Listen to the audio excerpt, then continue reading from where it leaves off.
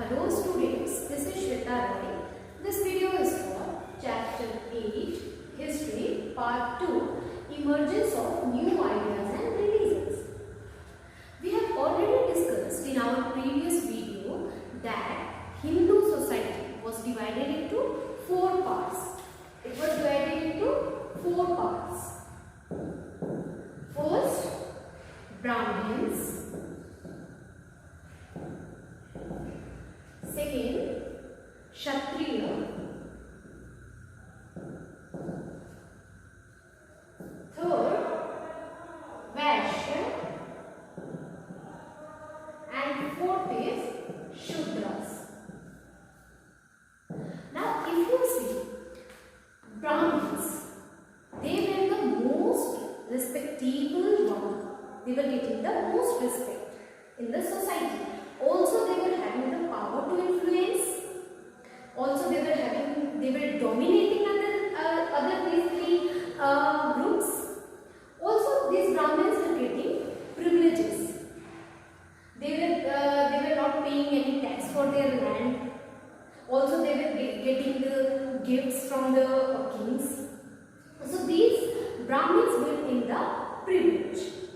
Now, because of this, the Kshatriyas, they were not happy. They were not happy with the dominance of these Brahmins. Now we come to Vaishyas. These Vaishyas were the group who used to look after trade and commerce. So when they were doing trade, business, they were earning money. So if you see in these 4 groups, the Vaishyas were the most prosperous group. Okay. So Vaishyas were the most prosperous group.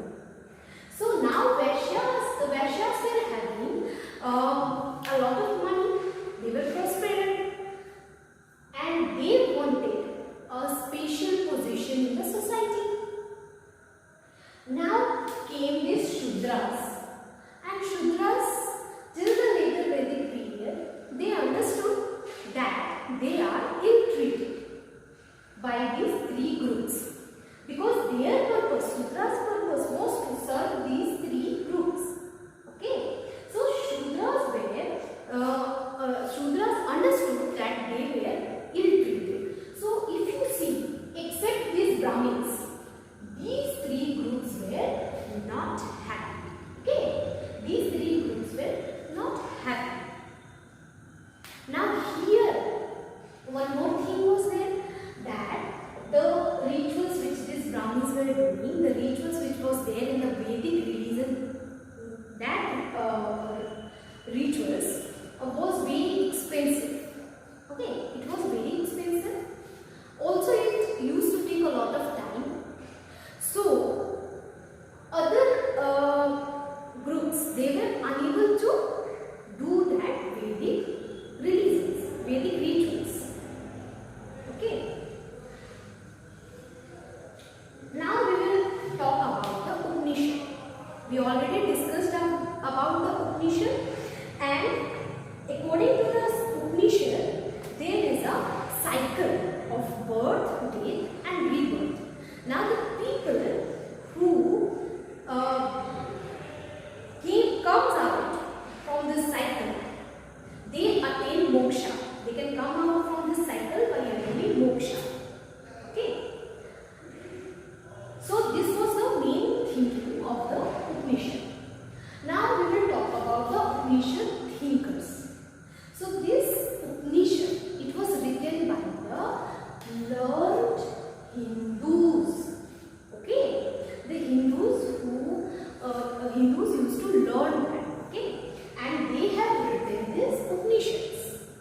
Also, if you will find that most of these Upanishad thinkers, most of them were especially Brahmins or Rajas. Okay, so most of them was Brahmins and Rajas. So they have written the Upanishad. Next thing, I told most of them were men, right? Most of them were men, and in that especially Brahmins and Rajas.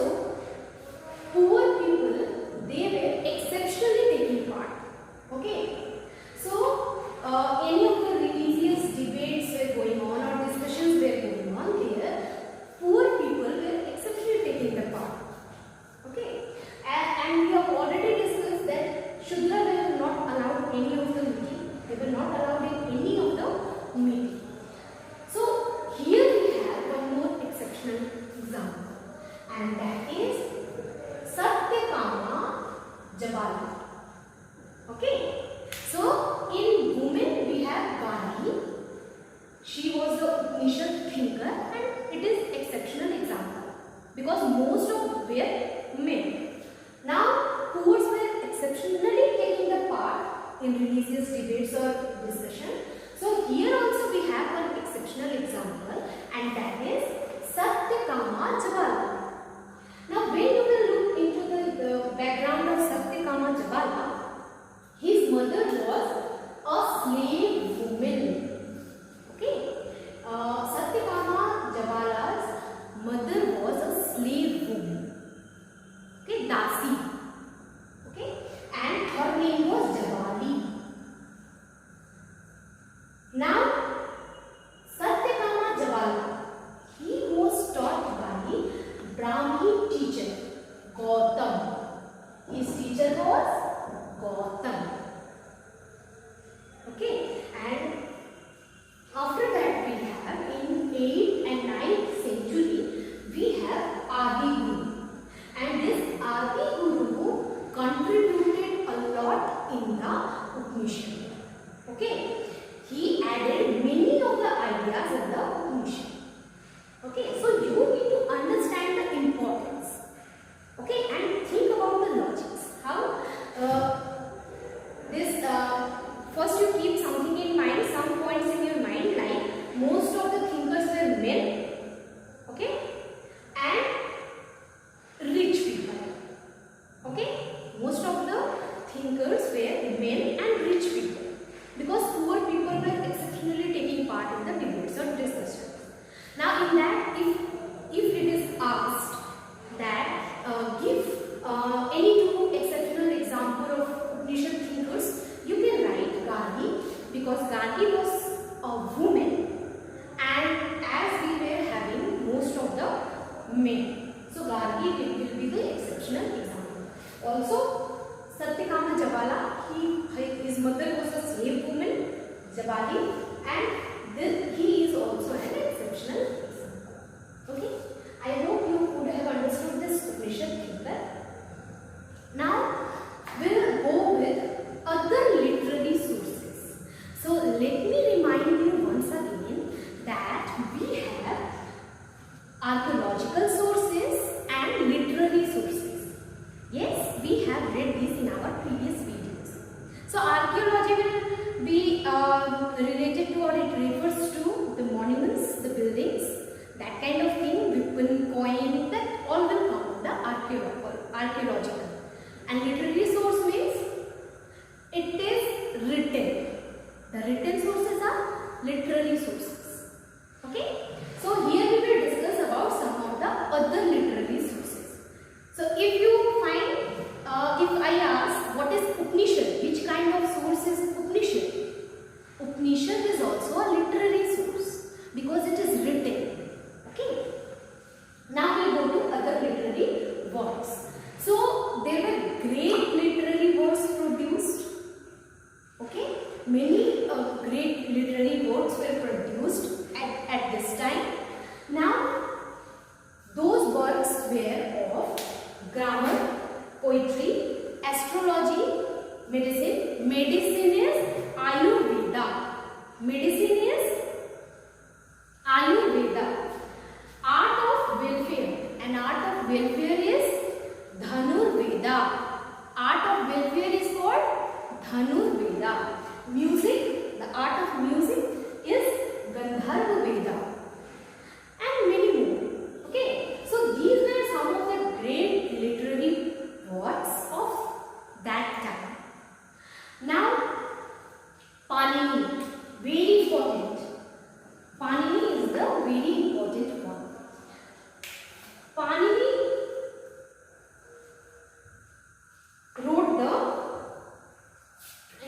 prepared the grammar for Sanskrit. Okay, if you are reading Sanskrit, you will know that in Sanskrit you have the grammar portion, right? And that is prepared by Panini. Okay, Sanskrit grammar portion is prepared by Panini, and he arranged the vowels and the consonants in a spatial order.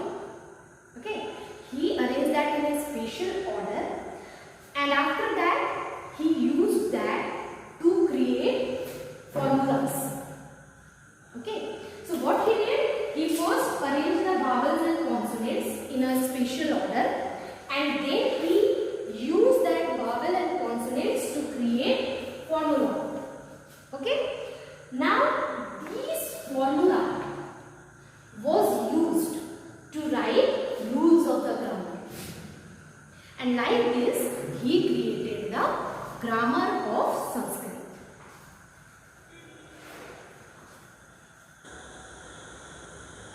Now we will discuss about Jainism. Now let me tell you first Jainism and Buddhism. These were two religions which came into existence because of the whatever situations were there in the later Vedic period. Okay, so these two were the two new religions which became popular, Jainism and Buddhism. Now this Jainism and Buddhism both were contemporary. Contemporary means both existed at the same time. Okay, both were present in the same time. That is contemporary. So Buddhism was also there and Jainism was also there. Now the followers of Jainism were called Jains. The followers of Jainism were called Jains. Now Vardhamana Mahavira, he is considered the founder of the Jainism. Vardhamana Mahavira is the founder of Jainism. But he is not the first Tirthankar. Okay? In other religions you must have seen the founder is the first teacher or first guru. But here it is not there. So keep this in mind. Okay? That Vardhamana Mahavira was the founder of Jainism, but he was not the first Tirthankar. Tirthankar means teacher or guru. Okay? He was the 24th Tirthankar of Jainism.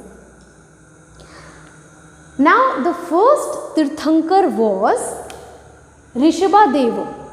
Rishabhadev was the first Tirthankar of the Jainism. But keep in mind, founder was Vardhamana Mahavira. Okay. Now before Vardhamana Mahavira, the Tirthankar was, that means 23rd Tirthankar was Parshvanath. Parshvanath was the 23rd Tirthankar. Okay. So these three you need to keep in mind. First was Rishabhadev and 23rd was Parshvanath and 24th was Vardhamana Mahavira. But this 24th Tirthankar was also the founder of Jainism. Okay. And also Jainism, Buddhism both were present at the same time. So they were contemporary. I hope you all understood all the topics taught in this video. Thank you.